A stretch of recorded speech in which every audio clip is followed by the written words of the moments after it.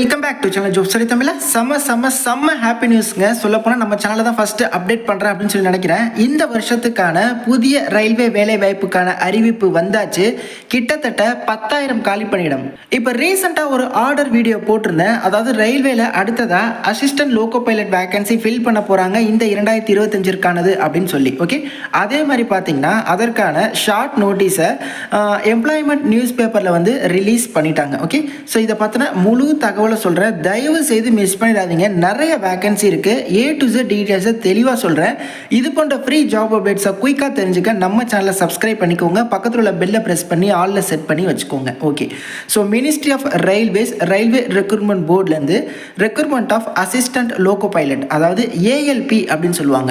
இந்த ட்ரெயின் ஓட்டுறாங்கல்ல, train drivers, அதை லோகோ பைலட் அப்படின்னு சொல்லுவாங்க. ஸோ அந்த அசிஸ்டன்ட் லோகோ பைலட் அப்படிங்கிற பணி வந்து உங்களுக்கு இப்போ நோட்டிஃபிகேஷன் வந்திருக்கு. ஓகே, ஸோ வந்து பாருங்கள், இதற்கு நீங்கள் ஆன்லைன் மோடில் மட்டுமே அப்ளை பண்ணணும். சேனலை சப்ஸ்கிரைப் பண்ணுங்கள். போர்ட்டல் ஓப்பன் ஆனதுக்கப்புறம் எப்படி நீங்கள் வீட்டிலேருந்தே ஆன்லைனில் அப்ளை பண்ணுறது அப்படிங்கிற ஸ்டெப் பை ஸ்டெப் டெமோ வீடியோவும் நான் உங்களுக்கு போஸ்ட் பண்ணுறேன். ஓகே, ஸோ இதுக்கு வர 10ஆம் தேதி ஏப்ரல் 10 தான் இதற்கான போர்ட்டல் ஓப்பன் ஆகுது.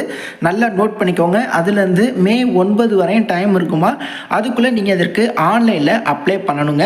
RRB சென்னை வெப்சைட் தான், நான் டிஸ்கிரிப்ஷன்லையுமே உங்களுக்கு லிங்க் தரேன். அசிஸ்டன்ட் லோகோ பைலட் ALP அப்படின்னு சொல்லுவாங்க. இனிஷியல் பே பாருங்கள் 19,900. என்ன ப்ரோ இவ்வளோ கம்மியாக இருக்குது அப்படின்னா, இது பேசிக் பே தான்.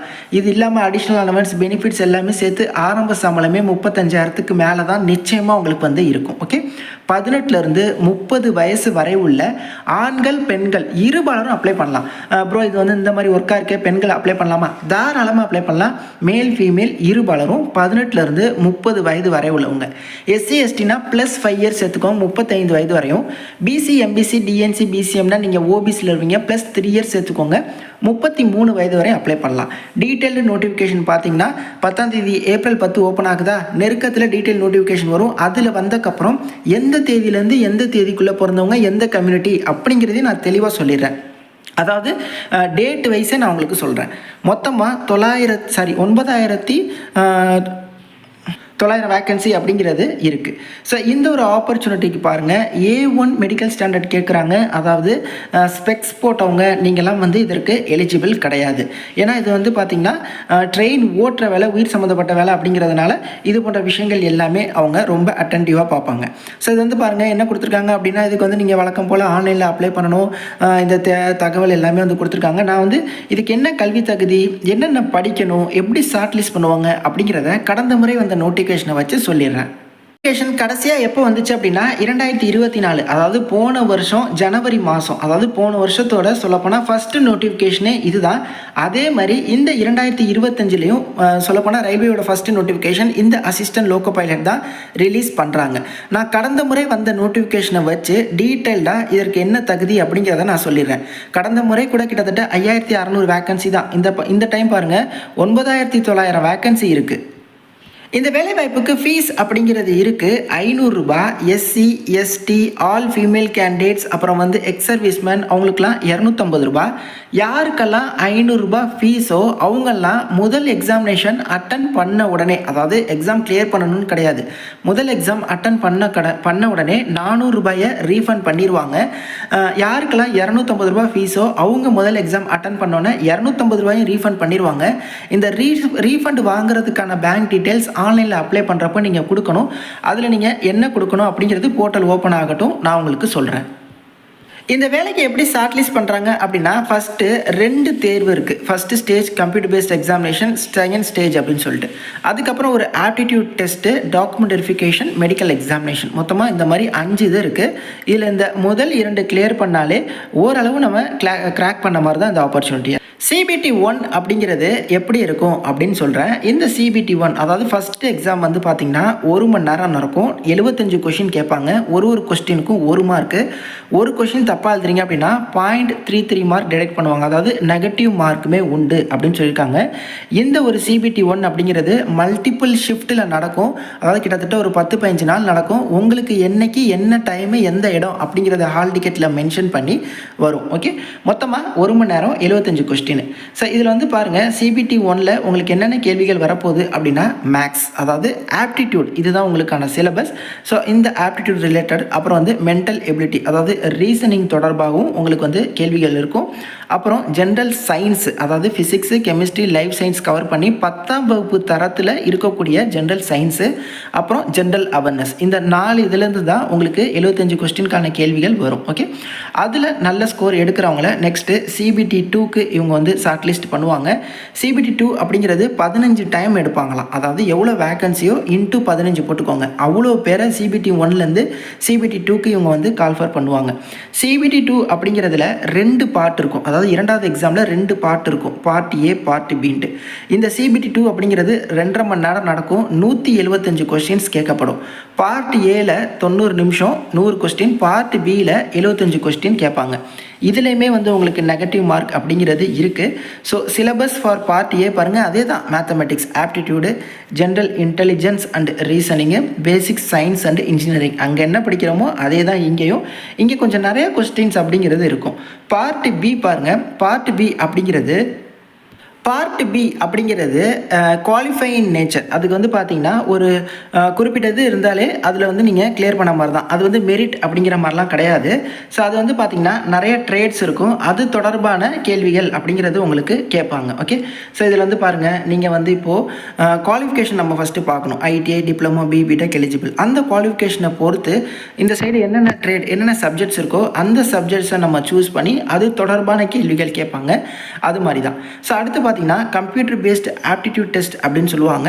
ஸோ இதுக்கு வந்து 8 டைம்ஸ் வந்து எடுப்பாங்க. இதில் வந்து இது வந்து பார்த்திங்கன்னா ஒரு சைக்காலஜி டெஸ்ட் அப்படின்னே சொல்லலாம். அதாவது நிறைய சைக்காலஜிக்கல் ரிலேட்டட் கொஸ்டின்ஸ் இருக்கும், அதுக்கு வந்து நீங்கள் ஆன்சர் பண்ணுற மாதிரி இருக்கும். ஸோ இது தொடர்பான தகவல் எல்லாமே தெரிஞ்சுக்கணும் அப்படின்னா ஸோ இந்த RDSO.indianrailways.gov.in வெப்சைட்டில் வெர்டிகல்ஸில் போயிட்டு டிராஃபிக் அண்ட் சைக்காலஜியில் நீங்கள் போயிட்டு இதை வந்து செக் பண்ணலாம் அப்படின்னு சொல்லியிருக்காங்க.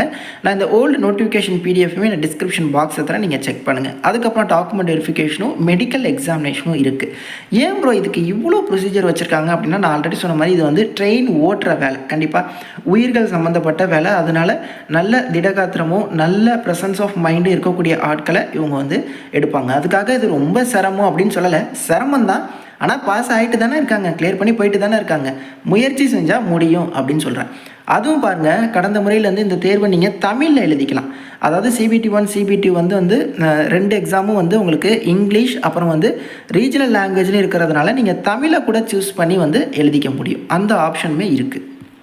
ஓகே, கல்வி தகுதி பார்த்துடலாம். ரொம்ப கவனமாக கவனிங்க. அசிஸ்டன்ட் லோக்கோ பைலட் அப்படிங்கிற இந்த பதவிக்கு 10th முடிச்சுட்டு ITI முடிச்சிருக்கணும். ITI எந்தெந்த ட்ரேடில் அப்படின்னா fitter, electrician, instrument mechanic, millwright, maintenance mechanic, அப்புறம் மெக்கானிக் வந்து ரேடியோ அண்ட் டிவியில், எலக்ட்ரானிக்ஸ் மெக்கானிக் வந்து மோட்டார் வெஹிக்கிளில், wireman, tractor mechanic, armature and coil winder mechanic, அதாவது diesel mechanic, heat engine, turner, machinist, refrigeration and air conditioning mechanic. So இதெல்லாம் ITIயில் முடித்தவங்க apply பண்ணலாம். வெறும்னா 10th முடித்தவங்க கிடையாது, 10th முடிச்சுட்டு ITI முடித்தவங்க.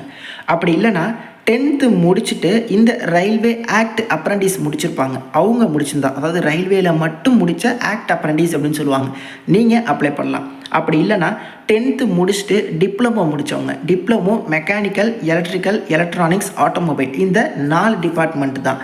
நீங்கள் லேட்டர் என்ட்ரியாக இருந்தாலும் பரவாயில்ல, டேரெக்டாக 3 இயர் டிப்ளமோ இருந்தாலும் பரவாயில்ல, 2 இயராக படிச்சிருந்தாலும் பரவாயில்ல. அப்படி இல்லைனா நீங்கள் டிகிரி முடிச்சிருந்தாலுமே இதற்கு எலிஜிபிள் தான். BTech முடிச்சிருந்தாலும் இதற்கு வந்து நீங்கள் எலிஜிபிள் அப்படின்னு சொல்லியிருக்காங்க. டிப்ளமோ முடிச்சு படிச்சிருந்தாலும் ஓகே, டிப்ளமோ இல்லாமல் BTech படிச்சிருந்தாலும் எலிஜிபிள் தான். ஆனால் BTechக்கும் இந்த பிரான்ச்சஸ் தான், mechanical, electrical, electronics, automobile. Okay, so இந்த பிரான்ச்சஸ் அதெல்லாம் சரி. மொத்தமாக 9900 வேக்கன்சி சொன்னுங்க. நம்ம தமிழ்நாட்டுக்கு எவ்வளோ வேக்கன்சி அப்படிங்கிறது இருக்குல்ல, இந்த வேக்கன்சி ஸ்பிளிட்டப் பாருங்கள். நம்ம தமிழ்நாட்டுக்கு எவ்வளோ வேக்கன்சி அப்படின்னா, சதர்ன் ரயில்வே நம்ம 510 வேக்கன்சி அப்படிங்கிறது நம்ம தமிழ்நாட்டுக்கு கொடுத்துருக்காங்க. அதாவது RRB சென்னைக்கு. RRB சென்னைனா இப்போ சென்னையில் மட்டும்தான் வேக்கன்சியான்னு கிடையாது, நம்ம தமிழ்நாட்டுக்கு சென்னை தான் வந்து ஜோன். தமிழ்நாடு முழுக்க 510 பேர் assistant loco pilot vacancy fill பண்ணுறாங்க. ஓகே, அஃபீஷியல் நோட்டீஸ் வந்துடுச்சு. இந்த ஷார்ட் நோட்டீஸை தான் நான் இப்போ 3 நாளைக்கு முன்னாடி எக்ஸ்பிளைன் பண்ணி போட்டிருந்தேன். அதை தொடர்ந்து இன்றைக்கி எம்ப்ளாய்மெண்ட் நியூஸ் பேப்பர்லேயே வந்துருச்சு. 100% கன்ஃபார்ம் ஆயிடுச்சு. ஓகே, நோட்டிஃபிகேஷன் வர 10ஆம் தேதி ஓப்பன் ஆகுது. வேறு என்ன ஆல்மோஸ்ட் எல்லா தகவலும் சொல்லிட்டேன் அப்படின்னு சொல்லி நினைக்கிறேன். டீட்டெயில்டு நோட்டிஃபிகேஷன் வரட்டும், இன்னும் நான் தெளிவாக சொல்கிறேன். நான் இப்போது இந்த வீடியோ போடுறதுக்கான காரணம் என்ன அப்படின்னா, இது வர இன்னொரு 10-15 நாள் இருக்குது. அதுக்குள்ளேயும் டைமை வேஸ்ட் பண்ணாதீங்க. டக்குன்னு இது தொடர்பாக நிறைய டீட்டெயில்ஸை நீங்கள் வந்து சேகரிங்க. கடந்த முறை எப்படி இருந்துச்சு, எக்ஸாம் எப்படி இருந்துச்சு, எல்லாமே யூடியூப்பில் ஃப்ரீ ரிசோர்ஸஸாகவே அவைலபிளாக இருக்குது. என்ன புக்கை ப்ரிப்பேர் பண்ணலாம், ஓப்பன் ஆகட்டும், எப்படி அப்ளை பண்ணுறது அப்படிங்கிறதையும் நான் உங்களுக்கு நிச்சயமாக சொல்கிறேன். ஸோ ஃபுல்லாக டீட்டெயிலை கலெக்ட் பண்ண ஆரம்பிங்க. வேலை எப்படி இருக்கும், சம்பளம் எப்படி இருக்கும், ரெஸ்ட்டு கிடைக்குமா, இது மாதிரி எல்லா தகவலையுமே நீங்கள் கேளுங்க. எந்த டவுட்ஸ் இருந்தாலும் கமெண்ட்ஸ்லையும் இன்ஸ்டாலையும் கான்டாக்ட் பண்ணுங்கள். நிறைய பேருக்கு இந்த வீடியோ ஷேர் பண்ணுங்கள். தேங்க்ஸ் ஃபார் வாட்சிங். Take care and bye. Tata.